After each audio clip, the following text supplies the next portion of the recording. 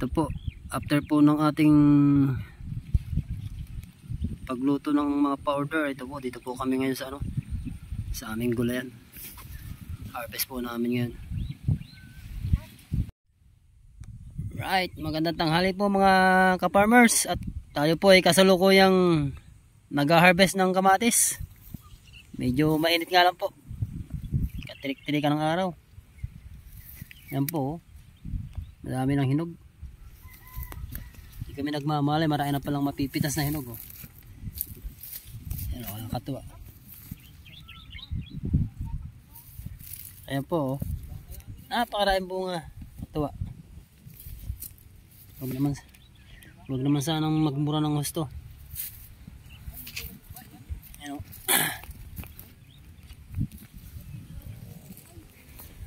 Ito yung namimitas natin, no? Si Elmer at saka si Eric.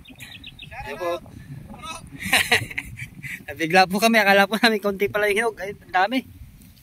Kaya medyo kuwang kami ngayon, oh. Nabot na ng tanghali. Siguro baka makakuha tayo ngayong unang harvest na ito, eh. Baka maka 50 kilos kami unang harvest. Halaw pa lang po, halaw. Hindi na kinaya yung kuno, yung tali niya, oh. Nagkabali. Ay, naputol din pala yung tali nito. Hindi kinaya yung kuno, bigat ng bunga.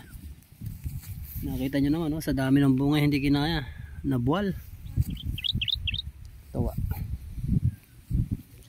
Saka nga po pala talong. Mag-harvest din kami. Para may dumali ng talong natin sa day.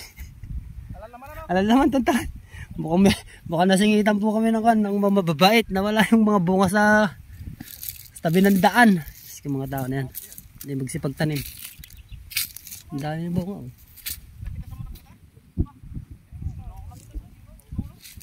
Nasingitan po kami ng nag-harvest na iba. Tanda ako marami malalaking bunga doon, eh. Ba't ngayon, eh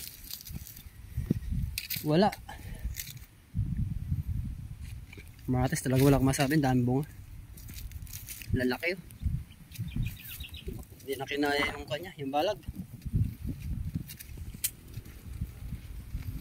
Dami mga tao naman, oh. Ba't tong dalawang kon dito walang bunga?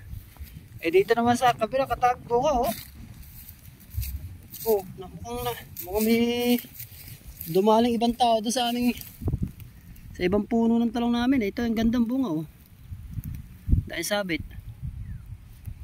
Mga tao talaga, oh. Hindi magsipagtanim at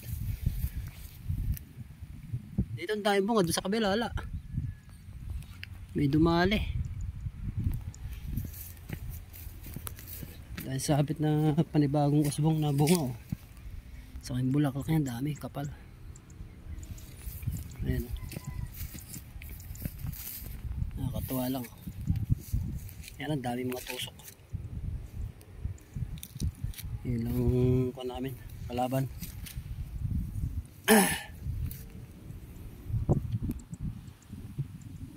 Dahil po, wow. Kainit na kami nag-harvest.